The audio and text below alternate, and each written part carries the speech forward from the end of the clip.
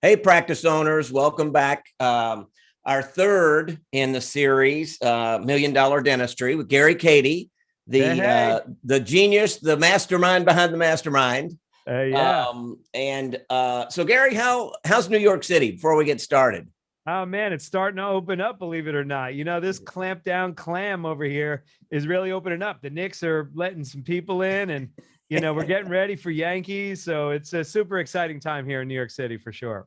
Well, I know in dentistry in general, there's a kind of a momentum. You can feel it, and I'm getting the calls and the emails. One of the reasons we talked about even starting this series was docs who last year realized they own a practice, and it doesn't run itself. Sometimes that went good, sometimes it didn't go so good.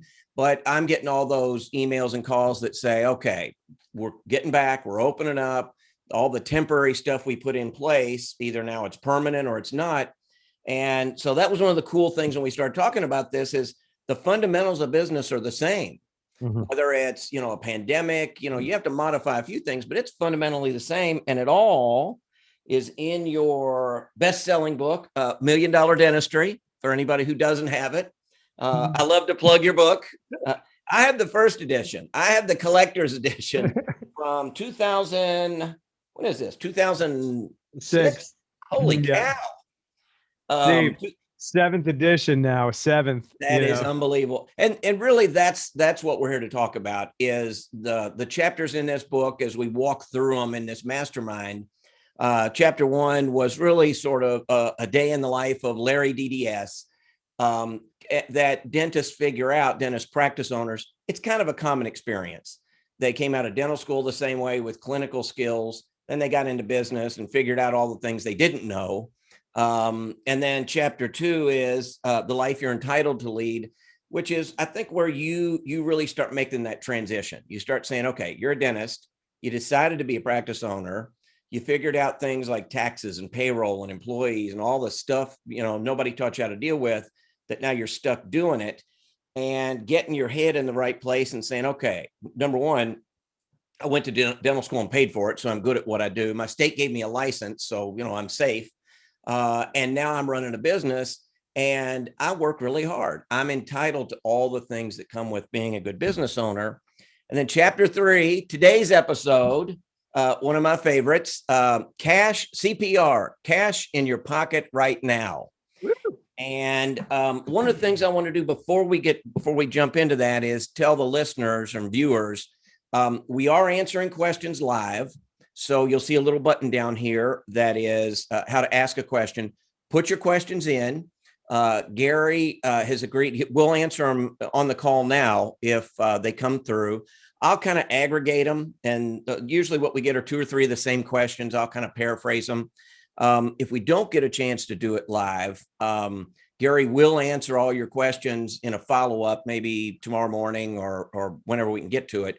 But he will answer all your questions, period. So don't hesitate, put in 2 or 3 as we go. If something pops in your head, just put the questions in and we'll make sure that they get answered for you. So is that fair? Am I making a promise you won't keep, Gary? Oh, come on, Steve. You know better. You know better. I love being of service to people. That's what I stand for, especially the great men and women who are heroes who, didn't know what they were really signing up for when they came out of dental school. And for me, that gave me an amazing job, an amazing career, an amazing purpose to really empower the men and women who come out of dental school, get a team, empower the team so that they can help patients get healthy. I mean, that's the simple of it, but simple isn't always easy. And my job is to make it simple just so that they can implement and make the changes they want. So that's the game. Well, and again, 2006, same principles, same everything. And we are, just for anybody listening, we're going to tell you at the end of this episode how to get a copy of Gary's book free. We'll give you a link and tell you how to get that, and offer some maybe some free advice from Gary if you're interested. If you like what you hear and you say, hey, that's me, offer some free advice there. So stick around to the end for that. So Gary, let's just jump in. I love your acronyms. You're the acronym man. CPR, cash in your pocket right now. If I came out of dental school and suddenly I'm in a practice And I liked what you said in the last episode that, yeah, I work my butt off. Part of that is taking care of my patients, but part of it is, I didn't do this to live poor. I did this to live a comfortable life. So I'm there. And our episode tonight's more about money, if I can paraphrase it, sort of getting your head right about money, which is the lifeblood of a business. And unfortunately, if you're in the dental practice business, then it's the lifeblood of your dental practice. So what do you mean when you say cash in your pocket right now, or kind of understanding your relationship with money? Yeah. First, Steve, the first thing is, I had a really horrible relationship with money because my ancestors were brought up during the Depression. The conversation was work hard, go to work, get in there, work there for 30, 40, 50 years, get a retirement, and live that kind of life. And, that's cool. But, I was living what they gave me. And it was like, money, the love of money, is the root of all evil. And it's really like, I think they say money is the root of all evil. They forget that the love of money, the word love is really important, meaning that if you're obsessed with it, that is the root of all evil because you're taking advantage of people. And I think one of the things, and I talk about it in my second book, and we talked about it last week. So if you haven't seen last month's session, I really get into this principle that I learned because I had to help dentist Steve receive, have this distinction about havingness was a breakthrough for me. So there's 3 levels of living. Being, that's how you show up for yourself and others, like who I'm being, right? I am kind, I'm generous, I'm loving, I'm supportive, not all the time. And if you ask my wife, she probably wouldn't say that all the time, but those are and I'm fun and I'm funny and I like making a difference. Like that's me at the core, right? That's being. Doing is I happen to do this webinar with you and have this conversation. I happen to coach dental CEOs. I happen to, you had mentioned I meet with doctors newly who are coming into our community. And like, that's what I love. And that's what I'm passionate. That's my doing. And my having, I used to, it's sort of like the having distinction is your ability to receive. So defined very simply as your ability to receive. If I can give you a visual of it, it's like you're a farmer, you fertilize the ground, you nurture this tree, the tree bears fruit. And when the fruit's ripe, you feel shameful, guilty, and unworthy. And the fruit drops to the floor and it rots and nobody wins. And that's what happens in my observation in dentistry largely. By the way, if you have what I just shared, please know that you're not alone. A lot of doctors live in an isolated world where they're sitting there going, why is my accounts receivable so high? Why? And this is where it manifests itself. This is the root cause. If you don't have the ability to receive, it's an actual distinction. Your accounts receivable is going to be high. You're going to give away free dentistry. You are your fee schedule is going to be in the 25 percentile because you don't feel like you can charge. Your accounts receivable is going to be high because you don't feel like you can receive the money that's due you. This is like the first place I go in the dashboard when I work with people, Steve. It's funny. After they go on this session, they read the book and they hold it up on the video before we get started. They go, okay, I'm the person who has a funky relationship to money. So thank you for offering me that because it never occurred to me. I thought all these things were symptomatic issues. Right. Well, I think they also think it's, we've talked about this before. I think they think that and I'm watching these questions come in and they're kind of the same thing. And we'll ask one. I've got one here in a second. I'll ask you, but I think it's because they think it's mutually exclusive. If money is my reason for being in business, then I'm not taking care of my patients. And it really is 2 separate things, right? It's your patients or your clinical skills. You learned that in dental school, but you've also decided to be in business. So even if I was a plumber and I was a really great plumber, but I sucked at the business part of it, I don't get to be a plumber very long because I can't do enough to keep my business open. And dentistry, to some degree, I think I hear that over and over and over. I think is what you're saying, that they're mutually exclusive. If I care about money, then I don't care about my patient. And then, Is that kind of yeah. what you're saying? Oh, there's no doubt, Steve. Sorry for stepping on you. And money and time are commodities. So for those of you that are, you don't have money, time, or energy, these are all forms of currency that you're giving to something and not taking the oxygen mask and receiving. And so it's such a powerful distinction once we start unpacking it for docs, because then in the moment, they don't get in the way of it. And this isn't a difficult thing to do. And you're not going to have to unveil your kimono to every emotional scar you might have from your trauma of your childhood. But what I'm saying is, once you become aware of this distinction, oh, that's just my low deserve level. Oh, that's just my ants. We call them, we take theory and make them things. We make them distinctions. So an example would be HDL, healthy deserve level.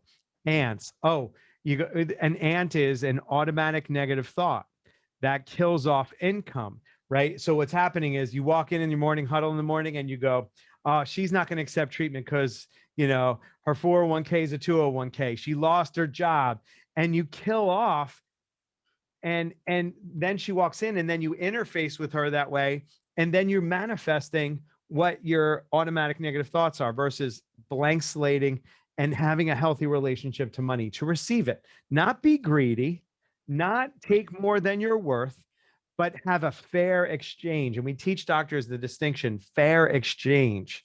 It's not thief. It's not being a thief, like taking too much that's not due you. And it's definitely not giving it all away. I always say your God gave you two hands, one to give and one to take. If you're giving with both hands, then you go bankrupt. I went bankrupt. Or if you're taking with two hands, your universe will shut you down and not give you more. I've seen this incredibly over and over, Steve. It's really, I really study money and people's relationship to it, because I came from nothing. And then when I had it, you know what I did with it? Got rid of it. Yeah. I couldn't keep it. And there's an actual thing, Steve, called Parkinson's law. Parkinson's law says this, not the neurological disease, a guy named Parkinson, that says, you ever notice that your expenses rise to meet the new levels of income? Yeah. Mm-hmm. The same is true with time. Yeah. You fill time to meet the deadline. That's why people end up with not having time and money.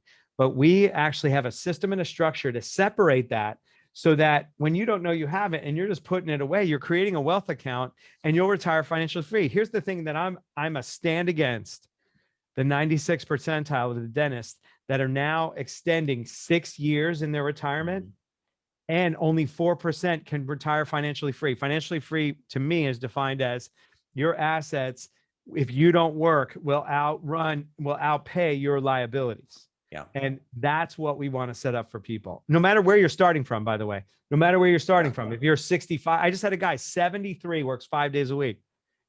Amazing, in Georgia. And amazing.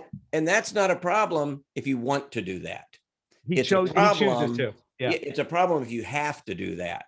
If you've gotten to 73, and that's what, again, we've talked about this before. You and I both see every day is docs who, they always think they can, they've done it. They've saved their practice financially a dozen times over its life.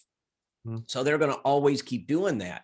Well, there comes a point, where you just can't do that, where it's not, and I noticed here, so in that sort of category, I got about 3 categories of questions coming in. This one is, and I'm going to summarize this. It says, a focus on money makes me uncomfortable. Mm-hmm. Like I'm putting money ahead of my patients. And I think that really is something to reiterate here, that you just have to get over. And, if you and I could figure that out, if we could come up with a pill for that, Gary, we'd probably be sitting on a beach house somewhere. Well, go book it, because I'm going to give it to you right now. Go get Paula. We'll get Judith. The 4 of us are going to the beach. Come up with the money pill. Yeah, I'm okay being successful. Is kind of what you're saying in my business. Well, let me give you a reframe that'll handle it like that. Like I'm talking like that right there. Mm-hmm. Money is the scoreboard for how healthy and the impact that you're making on your patients. When you have a new relationship and you reframe it, that it's really just a scoreboard for exchange for a job well done and an acknowledgement for the value you created in my life. See, here's where the source of this whole problem exists, Steve. Your professor said, find the chief complaint and fix it. You go down this rabbit hole called looking and searching for symptoms. The patient says, do whatever my insurance covers because you didn't create the value for me. If you don't create the value, they don't give you money. They give you insurance that's no skin off their back. And then you have a drill, fill, and PPO mill. And then you're working thousands of hours to get paid low dollars. And you feel like you're chained to the chair. Like you can break free from that right now. Like right now, when you reframe this to say, this is all about the scoreboard for how healthy I'm getting my patients. One other thing I want to say here, Steve, that I think is really, really important. 75% of dentists are the two personality types that have aversion to money, humanists and methodicals. So that's the 75 percentile, the Myers-Briggs. Like this is science. Mm-hmm. The people that go into dentistry are methodical humanists. They care deeply about people. And if you're a people lover and a people pleaser, and I talk numbers to you, you are gone. A methodical doesn't like numbers because they don't want to make a mistake, and the numbers don't lie. And so this is where we get the doctor who shows up at a CPA and goes, I don't know what I did all year. I don't look at numbers. And then you feel beat up and have to pay this big number, for your taxes. And it's like you're in denial and you're avoiding it. So that's what happens. Humanist and methodical, 75 percentile. It's just because that's what it takes to be a dentist. You got to care and you got to know details. And then what happens is once you break free from this, you'll have a brand new relationship to numbers and money. And you'll know that it's just your validation for a job well done. I have a question here that is one of my all-time favorites. You and I have done this enough that, and I love my dentist friends, but it seems like I always get this question about, and it really is, you said, like a methodical, like a thinker, like there's a protocol. And if I don't know something, I go take a course on it and I solve the problem. And if if the problem you're solving is, how to place an implant, yes. Or, how to do better atraumatic extraction, yes. That's a technical skill. But a lot of your relationship with money or your business, profitability is what it boils down to, is more attitude and approach. There isn't a formula. What I do to be profitable in my business is a little different than you. And even in dentistry, it's a little different. I know docs who have a $10 million practice and another doc who has a $850,000 practice. They're both happy. They're both happy with what they're doing. They're both happy financially. And if you switch places with them, they would both struggle. Yeah. And I think that really is the relationship or the fundamental relationship with money. So here's a question. Every year when I talk to my accountant, he makes me feel, this is why it jumped out at me. He makes me feel stupid and broke. Would it make sense to take a finance course? We always get that. Should I get an MBA question? Yeah. And I know your answer is always no. Let somebody else do that. You're the dentist, for crying out loud. You do the dentistry and be the leader of your business. But so the account every year. That's my other favorite thing is they wait 1 year to see if they're broke or they did well that year, and you just can't do that, right? Yeah, well, that's why in the next month we're launching You'll Never Read a P&L Ever Again, our software called Abundance. You plug it in and it's on your phone. It shows you your everything you need to have in a dashboard. It's incredible. But if you don't have that, let me just give you what there is to do here. Just identify your relationship to numbers. I'm going to give you the scale, right? Okay. So you can apply this to if you want to lose weight, if you want to make more money. Just identify where you're starting from. It's actually, looking at it. And once you identify it, then you can elevate it. Here are the 4 levels. First of all, you're a denial guy or gal. That means that you need money. You're scared about it, but you have no clue how much you have and how much is going in and how much is going out. And like I had one of our docs that came in from our last call. She was one of the 10 that registered right away. She's working a second job. Meanwhile, all I did was, Steve, this is serious. She was so in denial about looking at her numbers. She had more than enough to live her life and not be that associate anymore. But because she didn't look, She didn't know. And all I did on that call was bring it close to her. I put her dashboard up. I showed her her numbers. I figured out how much it cost her to run her life and her business. She's there. And meanwhile, it's costing her, this really, touched me. It's like, it cost her her time with her daughter. Mhm. Now her daughter got her mom back, Steve. To me, that's the real product here. And I get it, Dennis. Practice owners, you know, being in denial about your numbers is very natural because we don't want to look at something we don't know a lot about. You don't need to know a lot about this. It's very simple. It's money in, money out, money left over. That's it. And I know that, that might be hard to do, but step number one is getting out of denial. Just look at it. Just all there is to do is practice being with it. Look at it, bring it close to you, and then ask for help. Raising your hand post pandemic is a great thing. Whether it's me, whether it's Steve, whether it's your CPA, ask for help. We like automated things that come to you and say, look, you're spending too much money in this area, this area, this area. And really, what most practice owners are missing? Their top line is half of what it could be if they just focused internally on their patient retention and case acceptance, literally 50%, 30%. So when you raise your top line, Steve, your bottom line percentages go down. And here's the other good news.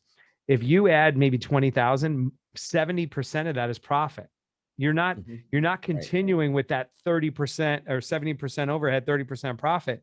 That next rung after your fixed costs are done. When I showed this to her, she's smart. Mhm. Nobody ever just explained it to her.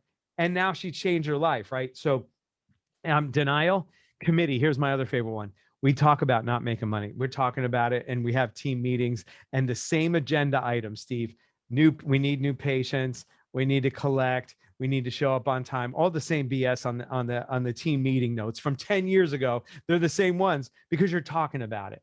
Mhm. Number 3 level is knowing your numbers. When you know your numbers, like I know I'm 207, I'm 7 pounds overweight. So it's like, all right, I could be 7 pounds over my weight. What I want to be 200, right? That's my fighting weight. When we go to Turks and Cakes, I gotta get down to my 200 weight, Steve. And here's the deal: I need to move from knowing to owning. Owning is I I went keto, March Madness. I'm all keto, no sugar, pulled sugar out. I'm exercising every day. I mean, my wife is on board supporting me. I'm going to get there. So owning is like knowing the number and then having a plan and a structure and an accountability to do something about it. Well, so in reading the chapter, and again, you can see where I've dog-eared and I keep my notes. You said something I think that's very profound, and I'm going to go back to this question. Every year when I talk to my accountant, as a business school graduate, here's what you learn about accountants. I love my accountants. Accountants look backwards. Accountants tell you what you did. They tell you what happened. So at the end of the year, they tally it all up and they say, hey, this is what happened. And not only that, but if you had a great year, you get to pay Uncle Sam a big fat chunk of that. And, April 15th is an ugly day. And you thought you were doing well. And if you spent that money on a boat, now you got to sell the boat to get the money to pay the taxes. If you didn't do so well, now you're going into the year saying, holy cow, I'm losing money. No wonder I can't, no wonder payroll's tight. No wonder I can't pay off those credit cards. But that's all in the rearview mirror. So it's like you saying, hey, I want to be 7 pounds lighter. I'm going to do some stuff and just see what happens. A couple months from now, I'm going to weigh myself and see how I did. You can't do that. You have to take control of it.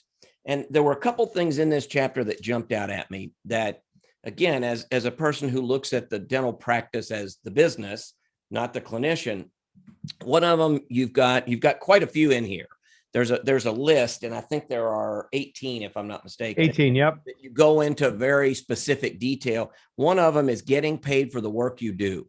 Yes. And how many docs do you know that feel that, even as a practice owner, I would say, listen, we all love Mrs. Jones and she needs work. And she's going to be our pro bono case for this quarter. We'll do 4 a year, 1 each quarter. The team can take a vote, but we pick her. And you do it and everybody feels good. Mm-hmm. But then you go into the practice where they've got a Mrs. Jones like every week. Day. And, you're tying up a lot of time, and not that you're not caring and you don't love your patients, you're not there to do the dentistry. But if you don't get that relationship with money, get paid for the work you do, you're not going to get to be a dentist for much longer. So, Well, it's not only the cost of not getting paid what you did. So think about what happens. All the expenses, the wages, the fixed overhead, the time that was taken up, the opportunity cost of not putting another patient in there, the cost of tracking the money down and paying a third-party source to get it in. Here's the biggest cost.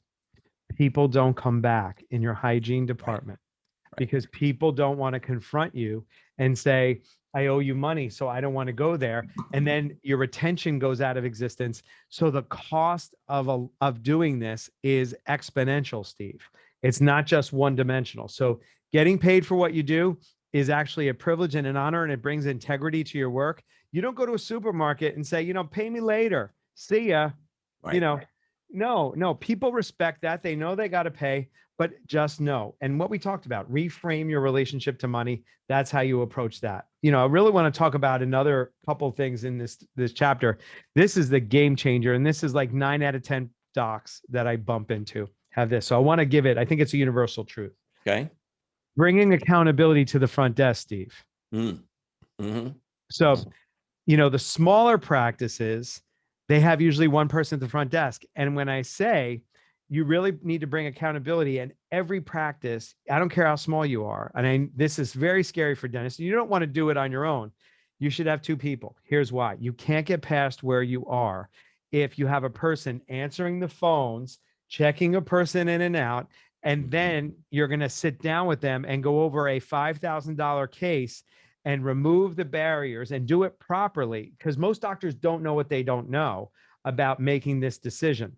And I help them make an easy financial decision. They always say, I can't afford another person. Well, you can't afford not to. And here's how. 2 prophies, 2 bite wings, 2 prophies, set of bite wings, 2 exams, a crown and a buildup. Let's just say the annual value of a patient is on PPO fees. Let's call it $1,200. Every hour that goes by costs you $600. Now, if that person costs you $100 and they just recovered, the appointment coordinator just covered 1 appointment, that's going to go through your hygiene department, because it's not just the hygiene revenue, it's the restorative care that comes out of that hygiene revenue. So the cost of that is so big when you miss that appointment. And a person who is doing a treatment plan can't fill the schedule. They're just too busy and they're just in survival. So when you have 2 people, a treatment coordinator handles all the finances, an appointment coordinator handles time, money and time, the 2 commodities that cost you the most in a dental practice. If you have 600 to 700 patients, you can afford to have 2 team members at the front desk. So it's something, and I'm looking here as somebody, I've got several questions coming in. And again, if you got questions, put them in. They will all either get answered here or afterwards. I've always sort of used a rule of thumb, and I want to get your thought on this. For every $1 of hygiene you do, you should see at least $3 or $4 or $5 in restorative or additional treatment off of that. So hygiene really drives that treatment. And one of the chapters in the books here, I wrote it down. It's how you can use existing tools to generate more treatment. Yeah. It's sort of what you're talking about. There's a patient in the chair, you're doing hygiene. You can do, you got 2 choices. You can either do the hygiene they came in for, bill their insurance and say, see you in 6 months, give them a little bit of a treatment plan. They're going to think about it and they go. Or you can use tools you already have to help in, again, schedule treatment they need. We're not talking about treatment they don't need so we can make more money and buy a new boat. You're talking about treatment they do need that you propose. So what are the tools that are already there that that they can use? Yeah. I mean, Steve, 28% of the treatment that's presented is accepted. That's not a good conversion rate in my book. Right. It just doesn't work. And so, there's a 5-step process that doctors can have right away. The first is you have to know people buy on why. So you need to find out why they're there for their reason, not yours. So I always say you need to connect to the patient on what they're connected to. So you want to get in their world, health, function, aesthetics, finding out what they need and want and tying the dentistry to it. The next is very simple, and you can download from my site. This is called the Healthy Mouth Baseline. And this is what's healthy in our practice. And then here's how it's connected to the body and its impact on the body. Value creator removes the asymptomatic care issue that people think that there has to be symptoms and pain present. This highlights that, especially if you want to do airway or larger cases. If the patient doesn't see something third party, they rely only on your words. And by the way, if you don't have a system, most people aren't talking about what's healthy or what's not. They get them in, they clean their teeth and send them on their way. You don't want to be doing that. And then the third thing is what we call the problem consequence shush. This is how you never have to sell dentistry again, where you move the patient to buy because they understand that they have a problem. Intraoral cameras do not have, don't have your hygienist run for them. They should be an arm's length away. You should have a 60, this TV behind me, 65 inches. You should have that thing, the big picture. I would do pre-cleaning, lower anteriors. It shows the patient all the stuff. I would show them bleeding. I would show them holes in their teeth, cracked teeth. Visually, people respond visually, and they already have it there. See, most people are telling them what they need. No symptoms present. Don't believe you. Think you're trying to buy your next Targa in their mouth. It doesn't work, Steve. And then they get mad and leave. And then the last one is you got to have a system that moves it from the back to the front. We call it a trust transfer. And then you have to have a sit down with the treatment coordinator and really go through and present a very simple approach that you can get from Care Credit. I mean, we use their system, which is how to present a case using paid in full, monthly payment, or 2 payments. Really simple, all right at your fingertips, have most of this already.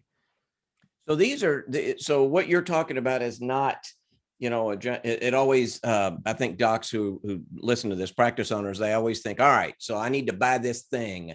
This isn't a thing you can buy. This is people you already have doing a job, thinking of their job differently. And again, it's not selling treatment they don't need. And by the way, I love the Healthy Mouth Baseline. And we'll put that link in here. Is that cool? Yeah, We'll it's put really cool. The link below here. And the reason I like that is what it really does is starts a conversation.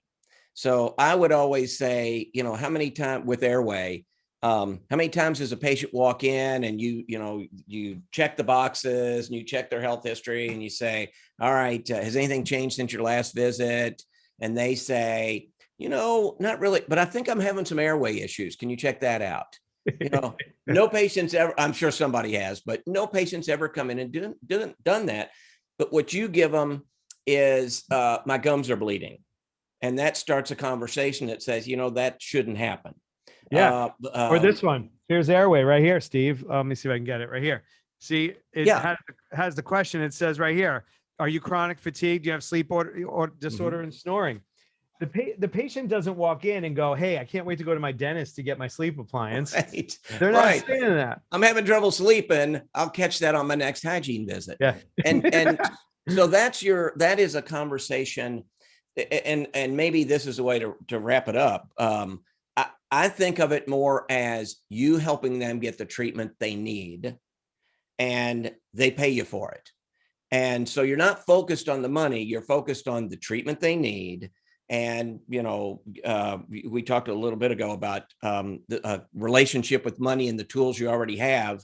And I want to not forget this. This is one of my all-time favorite stories. And I think to your point here, I went into a practice, years ago in the consulting world. This doc had about an $850,000 practice, and he had over $900,000 in accounts receivable. And I know it's jumping around a little bit, but I said, you're a better bank than you are a dentist. And he didn't understand what I was saying. And I said, you've done the work. This isn't money you're asking for. You've done the work and you loaned your patients the money to pay for it in the form of an account receivable. And you're not getting that money back, certainly not getting it with interest. You're technically a $900,000 bank and an $850,000 dental practice. And so once you get those all hitting on the right cylinder, you're treatment planning well, you're collecting it at the front desk, or you've got a way to collect it. I'm a big fan of Care Credit, as you know. I don't care what the fee is. I'd rather take whatever they're going to give me today in cash than zero down the road, or zero in accounts receivable. But that's kind of what you're talking about with tools they already have. You don't really have to do anything different than what you have now. You just have to focus on it a little bit differently your measure is the money, kind of. Beautifully stated, Steve. I mean, that's simple, succinct. I stole it from a great book, chapter 3 of $1 Million Dentistry. Beautifully stated. Really well done, Steve. Yes, you nailed it. We got more questions? Yeah, I've got one here that is, I always love the team question. So I'm going to lump this into the team bucket over here. Okay. And again, we've got a few we're probably not going to get to, but that's okay. Keep them coming. Gary will respond. They come in and he can email you back. This says, my team hates when I talk about money. I love the team questions. My team hates when I talk about money or the lack of it. What can I say to get them to understand how important it is to keeping my practice alive and paying them? And them is in quotation marks, by the way. It's a good question. And as the owner and leader of your practice, I mean, it's kind of right. Their paycheck is dependent on the money that, the patients who come in the door for hygiene, the expanded treatment that gets done, and the money that gets collected. That's what you use to pay everybody with, right? Yeah, it's control freak. I mean, you become a control freak because you're in fear and scarcity, and you don't have any systems or processes, and the team doesn't have the same level of urgency. This is what I in my research, the team doesn't have the same urgency according to most doctors. So that's why they hold on to it. Very simple system for the doc. By the way, team members don't like when doctors talk money in the back, right. But also patients don't like it either. When you step over that line and you start talking money to them, they have a different relationship to you. You should not have a handpiece in their wallet in the same same hands. Mm-hmm. So here's how you handle that. They'll say, how much is it? Say, look, my job is to let you know what you need and why you need it. We have a great treatment coordinator, Brittany, will sit down with you, because I also don't know. And if you're taking insurance, I don't know how much your insurance pays. You know what she does? She maximizes your insurance. She is the best in the world at it. It takes a professional to do that. And Brittany is my professional. Do you have any further? And you have to ask this closing questions. Do you have any other medical or dental questions for me before you move forward with your treatment? And I'll have Leslie take you up to Brittany, and Brittany will sit down with you and she will explain everything to fit it into your lifestyle. That's magic. And that's the doc talking about treatment and yes, keeping the focus on the needed treatment, not on the money. And I always say, if you do your job well, the money will follow. It just will. And that's kind of what you're saying, right? But if you have a money system, because if you don't have your attention on the money, like we've been talking about, and have a new relationship to it, and have a structure with 2 people at the front desk so you can collect it, present it, schedule it, because that's all related to money and time, and having 2 people to do that. And if you have a big practice, you need a multiple of that. And then, actually have somebody who, by the way, we have treatment coordinators. You know what the question is? When do your palms sweat? And they go, what do you mean? When do my palms sweat? I go, how much money, do you have to ask when you ask for money? What is the number that you start getting a little nervous that you're asking for whatever? And if they say $50 or $100, they're not going to be able to receive money. So we have to teach them about empathy and sympathy. Sympathy is going in the hole with the person when they say they don't have money. Empathy is, I'm sorry you're in that hole. Do you want to get out of that hole? I'll help you get your treatment and we'll fit it into your lifestyle. And once they distinguish empathy from sympathy, they're able to get past it and not map their money issues. If you're a team leader and you are a treatment coordinator, not mapping your money issues on top of the patient and not judging them. We call it no filtering, no judging of the patient. It's a very powerful distinction. So it really is the same. First step is you get your head in the right place. Yes. With money. Yep. And again, we joke about the money, but as a successful business person, I always say there's this point at which we're bumping along the runway and we're fighting it, and we get up a little bit in March, and then we're back on the runway in April, and we sort of bounce along. But if you do it with intention, if you don't just say, all right, we're running out of runway, I hope we take off. But if you do it and say, all right, I know that by the time we get to the end of the runway, we'll be ready to take off, and you do it right, there's just every business I've owned and run and done, there's this point at which it just starts to take off. And now I don't have to worry about, I'm running out of money. I don't have to worry about payrolls. I don't have to worry about bills. I just don't have to worry because my machine runs in a way that provides enough. And yeah, and it reports to you on your phone. yes, yeah. So, but not your bank account and production and collections. 7 months prior is the sales cycle for a dental practice, because you have to pre-appoint the patient. They have to show up. You diagnose them. You treat them. You then collect, and then it goes into your bank. That's 7 months. So you move out of reactivity and putting out fires, and you move to leading indicators instead of lagging indicators. And it's all done to your smartphone, so you can just rest. And like you using the plane analogy, once you take off, it's easier to bump the rudder just to course correct, rather than, fuel up the engine and get it lift. Once it's lifted, literally it is like much more on autopilot, and when it's systematized and has its measures associated to it. And it all goes back to, Steve, your relationship to money. And if you can expand that, then we could just go to work and fix the systems. And that's like boom, boom, boom. And then if you want to retire, if you want to take more time off, or if you want to leave that associate job, invest in the asset that you invested in and spend more time with your daughter, like that doctor, you'll do that. We have doctors that want to move. They're ready to move. They don't know how to do it. You got to plan your money. And you want to look, if it's not your CPA and he or she is just like a bean counter, don't work with them. It's fine if they do your taxes and you trust them.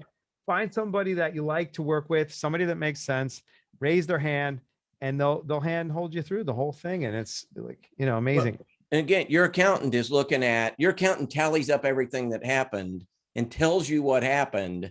And, I like what you just said there. It's 7 months. So if I'm struggling to pay payroll today, that problem didn't start today. It started 7 months ago, and I just let it happen to where the end result is today. And if the answer is, here's the cool thing. If the answer is what we always hear, how many times a day do you hear it? I just need more patients, more new patients. That's the answer. I think one of the things that you do in the book that you outline very well is you may not need more patients. You may have all you need right now. You're just not treatment planning as efficiently as you need. You're not certainly not collecting. You're not billing and collecting it in a way that you need. And there's a lot of treatment that's coming through your practice right now you're just missing. And so this many patients might be just fine. And I think after, how many practices have you worked with? A couple dozen, maybe? 6,000 over my career, 6,000. You see the same things, which is really cool. You see the same things over and over. And anybody who's listening or watching, I've got a lot of questions here that it looks like we'll get to in an email. So just keep them coming in. But I think in our first episode, that's what we really heard is a lot of docs think they're unique. Everybody else is doing great. And I'm a sucky loser over here because, I'm having trouble paying my bills. No, so many docs come out of dental school and are in exactly the same boat. So get over that and then develop and understand your business runs on money. Your patients run on how the care you give them, on how well you do. They're happy, but you still have to pay the bills to be able to see those patients. So it all kind of dovetails together. And I'm keeping an eye on time. I know we could do this for ever and ever and ever. That's why we broke it down into chapters. So I wanted to ask you my last important question. So anybody who's watching, we're going to tell you here in a second how to get your free book. But when you do, you're going to learn that the next episode, chapter 4, number 4, is what you really should be doing with your dental hygienist. Now, I'm pretty eager to hear this one. We've both been in the business long enough that, can't wait to hear what the answer to that is. Oh my God, Steve, there was no Me Too in 2006. And my wife told me I should, in edition 8, that I should rename that chapter. But I get such a chuckle out of it. I just need to keep it in, Steve. I just got to keep it in. And I think everybody knows, what it's not about. But it is. And the cool thing as we sort of wrap up here, running a dental practice can beat you just bloody your whole career, but it doesn't have to. No. And you were talking a while ago about the docs that you've worked with. One of my all-time favorites is Donna Williams. She literally decided to take, is it 2 months every year? She just said, I want to take 2 months off, go to Africa, do some work there that fulfills her. And not just once, not just 1 year, but she does it every single year, right? Yes, And sir. and you engineered into her being able to do that. She's Yep. gotten her money right. Well, and here's the thing, Steve. Most doctors think that they live in a defaulted world. Like this is just how life has to be. And we interrupt that and we create a designed world. I say, what are your dreams? What are your passions? What are your goals? Oh, if I could ever do that, that would be amazing. I go, let's just do it. We'll just, and they're like dumbfounded. One of the things that when people are going to connect with me here, one of the first things I do is I say, what are your dreams and aspirations?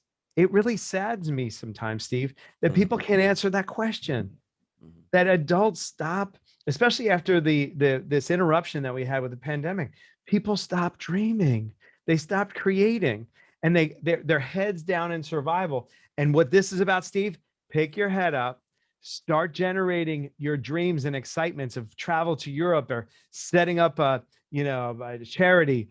We're doing, we're setting up suicide prevention charity. Just today we start like that's one of my dreams because my life was saved, so I want to save other people, right? It's like these are the types of things that like once you start dreaming, you're like, hey, I can have that, I can have that. Yeah. The distinction is what we talked about today, the ability to receive. And here I'm going to leave you with this. If you can't receive an acknowledgement, like Steve, you are so smart and so kind, and I appreciate you as a partner. Like literally, like you are such a good man, and I love your wife Paula, and I love your team. They treat me with honor. And like, if you go, Gary, yeah. But if you go, Gary, thank you, received. That's money. All money is a form of acknowledgement with a plastic card, pixels on a screen, or dead guys on green pieces of paper, which we don't use that much anymore. Right?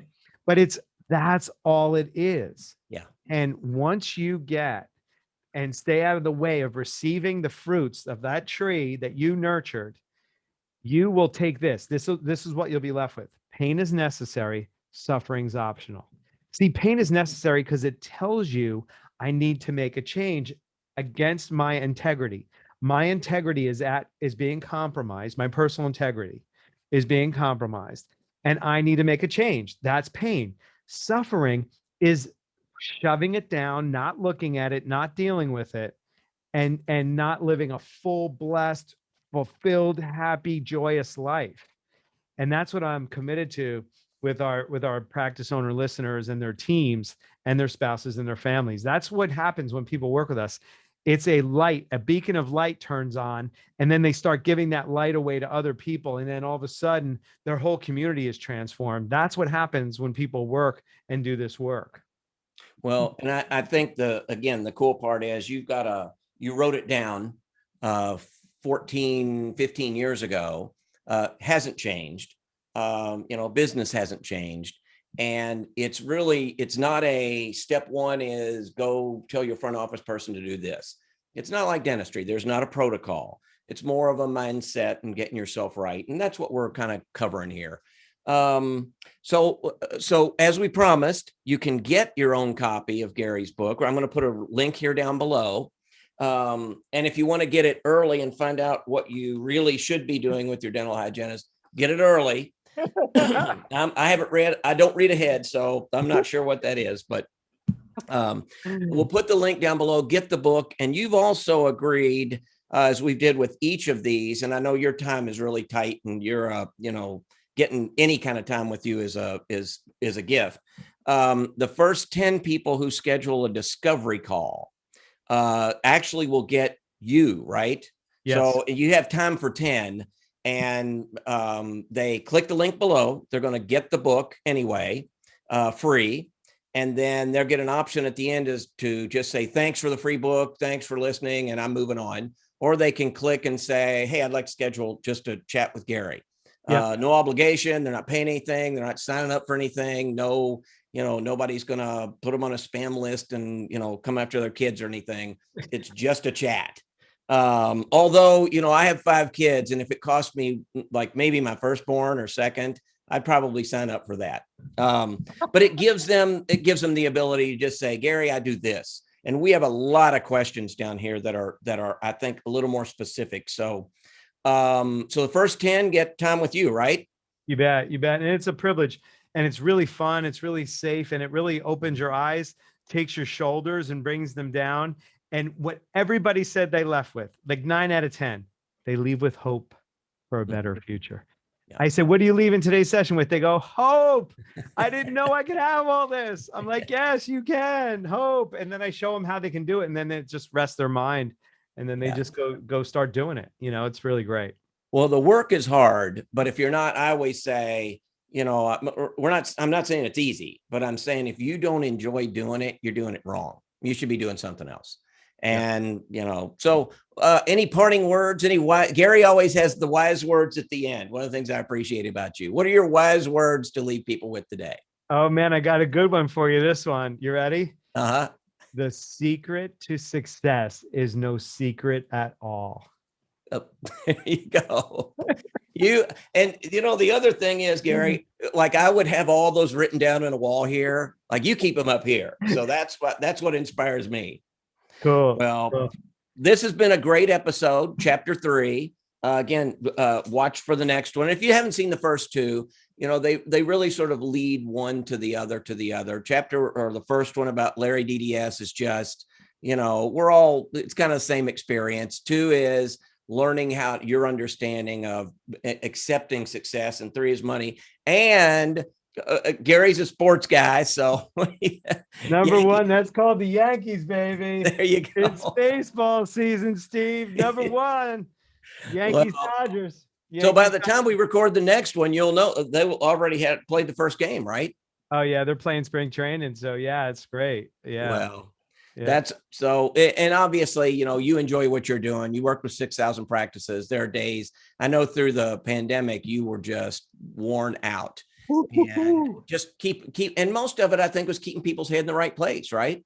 Every Tuesday, Steve, every Tuesday, 2,000 people on every Tuesday for 12 weeks. It was amazing. We still get thank you notes, and thank you, Steve, for all, your wisdom that you brought. I mean, it was amazing. People loved the fact that you had this ability to give the landscape about what was happening. It was incredible. It was, what a great partnership of 8 people every Tuesday. I'll never forget it. It was so moving. Well, it was a lot of fun. And we have the same mindset. If, if I can offer a little something that takes a practice owner who really wants to be a dentist, but suddenly is the owner. Yep. And now, they found that out the hard way, and get them through the next week and the next week and the next week, and give them that vision to just keep doing it and look forward. I mean, that's what we're here to do. That's, so. Amen. Well, Steve, Gary, thanks for a great one. That was practice owners. Keep your, put your questions in, click the link, get your free book, and spend a little time with Gary. Thanks, Steve. Appreciate it. Thanks, practice owners. Bye, guys. Have a great one. Bye now.